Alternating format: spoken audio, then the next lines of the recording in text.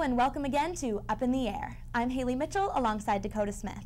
Tonight, Haley will bring you another excellent market analysis on grains, and then we'll see where the weather enterprise is going in the future. Also, Dakota will have the 8 to 14 day climate outlook, and this is our last episode for the season, so let's get right to it with Update in the Air.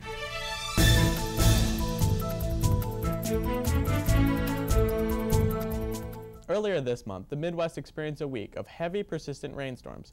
Some areas received up to 7 inches during the week.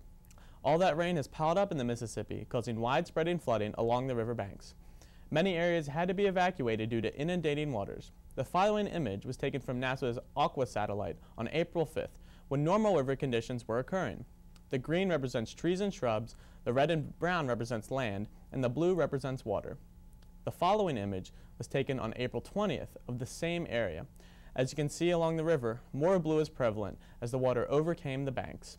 These images are made possible by visible and infrared radiation emitted from Earth's surface, which is observed by NASA's satellites. It's images like these that help emergency managers make critical life-saving decisions.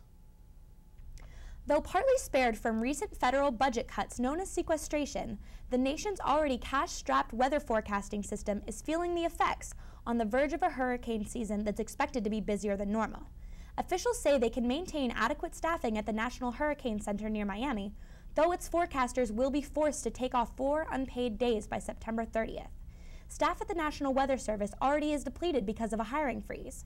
Federal officials say that they have the resources to warn storm-prone areas about weather emergencies, but a federal union representative warns that a hiring freeze plus these furloughs threaten public safety. Aircraft known as hurricane hunters will keep flying into storms to measure wind speed and air pressure, though their flight crews will have to take turns being furloughed. Weather satellites will remain on track, though the offices that monitor them will get squeezed. This mix of warnings and assurances comes on the heels of an extraordinary year of storms, flooding, blizzards, and droughts, 11 separate billion-dollar disasters in 2012, capped by Superstorm Sandy. Officials at the office say that while they aren't in business as usual this year, they've still got enough, barely enough, resources to warn and predict for the public during even an above-average Atlantic storm season. In the near future, a record will be reached in our atmosphere. For the first time in human history, the average carbon dioxide concentration will reach and remain over 400 parts per million. The Earth has experienced concentrations like this before, over 3 million years ago. Short-term concentrations of above 400 parts per million have already been reached this month. However, a daily average above the mark has not. Current concentration levels are above what most models projected in the last review by the Intergovernmental Panel on Climate Change.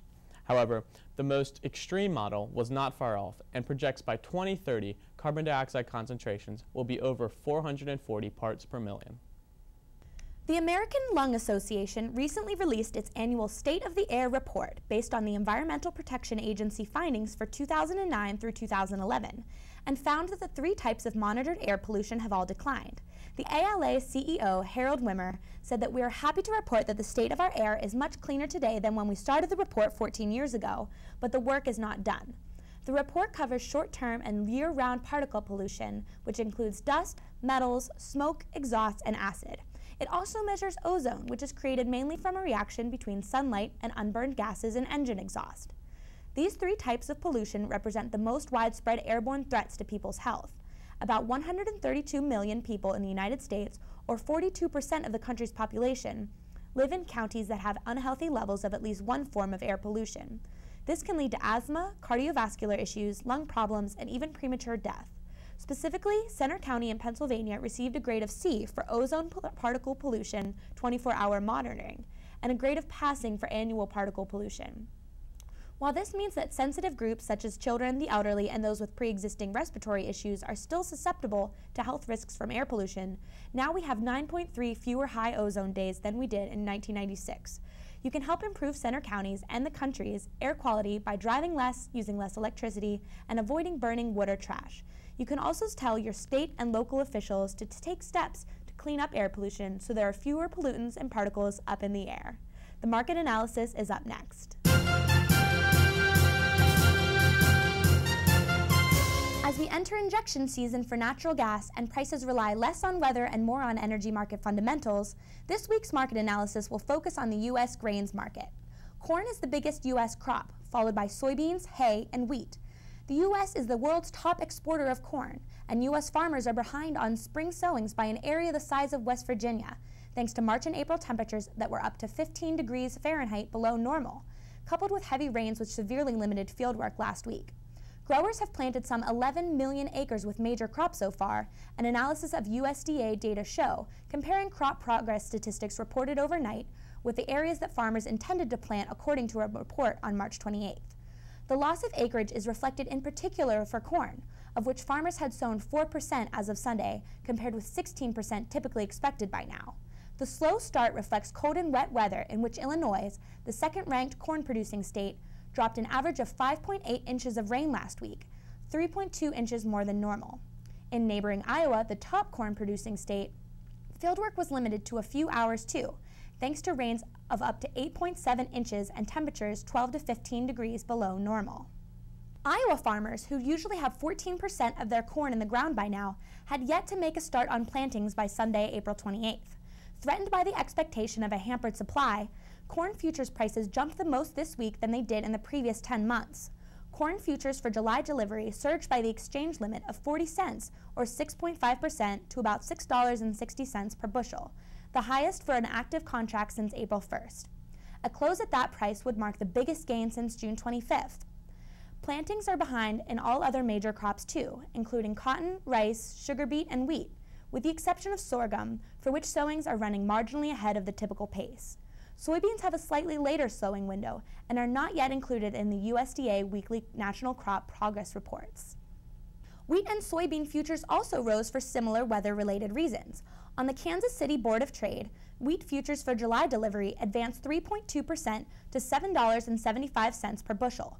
A close at that price would mark the biggest increase since November 27th of last year.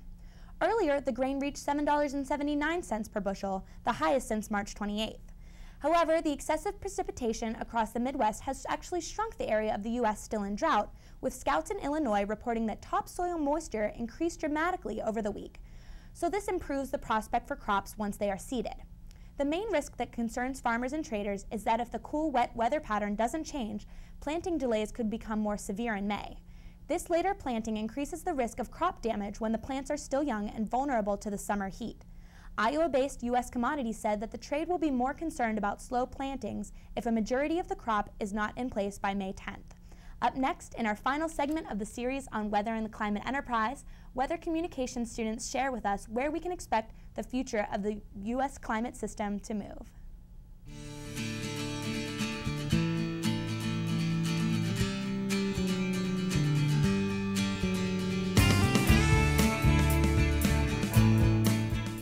Hello, I'm Jaron Breen. And I'm John Vittorio, and today we're going to talk to you about the weather climate enterprise and its future.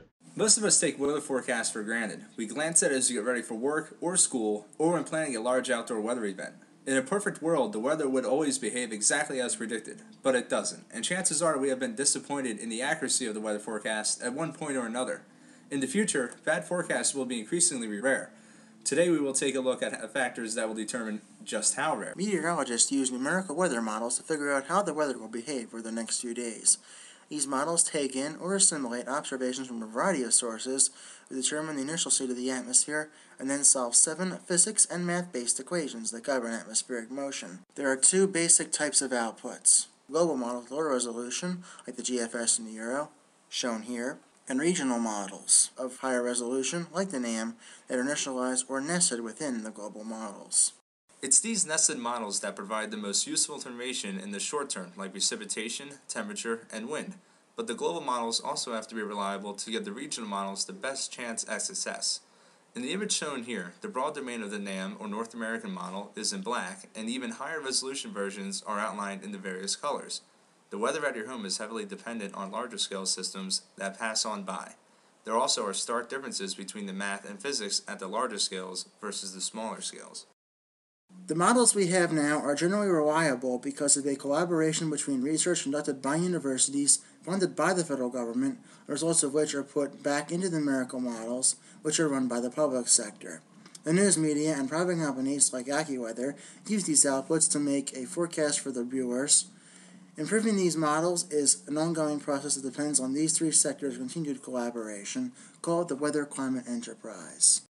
In addition to conducting important research, the academic sector also trains forecasters. Besides making and distributing forecast products to their users and viewers, the private sector relays watches and warnings to the public.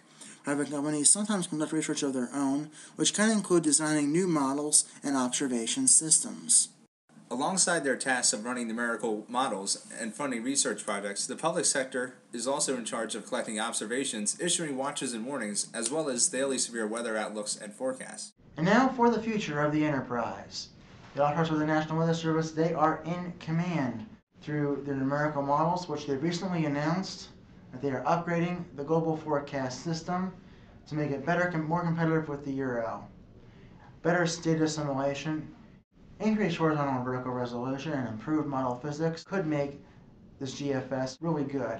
And here's a summary of the changes. As for the observation systems, they've already been improving their satellite radar technology, and hopefully they'll be upgrading all their observation sites to ASOS status, which is the Automated Surface Observing Systems, shown here. Other tasks that the National Weather Service will focus on include possibly consolidating their current number of weather forecast offices, adding more uncertainty to their weather forecasts, and making better use of social media. As for the academic sector, not a lot of change is expected here. They'll continue to train forecasters and conduct valuable research. The private sector will continue to make better use of social media, and with the upgrade to the GFS, make better forecasts. They will also continue to relay watches and warnings to their users. For Up in the Air, I'm John Vittorio. And I'm Jaron Breen. Thank you for watching and have a great night. Out here in the Mid-Atlantic and Northeast, we've seen generally cloudy skies and a few showers that have been persistent throughout the week. Temperatures haven't budged much above normal, perhaps a degree or two below normal for this time of the year. With the 8 to 14 day outlook, I'm here to tell you that things aren't going to change that much between May 8th and May 14th. Now let's get right into the temperature probabilities. As you can see, we have two stories, one out here in the Mid-Atlantic and one down here in the south. Cold air masses are going to dominate this area. Several cold air masses will continue to come down here, especially into Texas, Louisiana, and Mississippi. 50% chance of below average temperatures. Now that's not a good thing for anyone trying to have a pre-summer getaway down in the Big Easy. Out here in the west, as you can see, similar things going on as we saw last week. Although the burden is not in California, instead it's in Oregon and Washington. 60% chance of above average temperatures for this time of the year. I hate to see that, although it's nice to see that California isn't the center of the heat this time. Now on to the precipitation probabilities. Again, the burden is not in California anymore. It has shifted northward. That's not a great thing to hear for people in Seattle and Oregon. However, I know you have your fair share of rainy days, so maybe it is a good thing. Let's get out and check the east. As you can see, above average precipitation for this time of the year. That's great to hear as my allergies, and I know a lot of people's allergies have been pretty bad right now, and maybe that rain will wash some of the pollen out. One thing to note out here in Texas, we see this area of above average precipitation.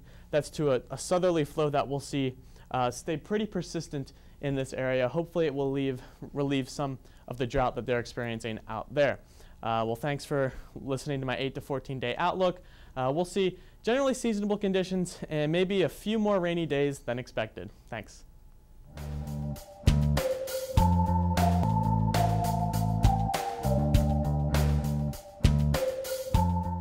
Well, that about wraps it up for this week's episode of Up in the Air, and I'm sorry to say that this is my last episode as I'm graduating this spring, but don't worry, because Up in the Air will be back in October.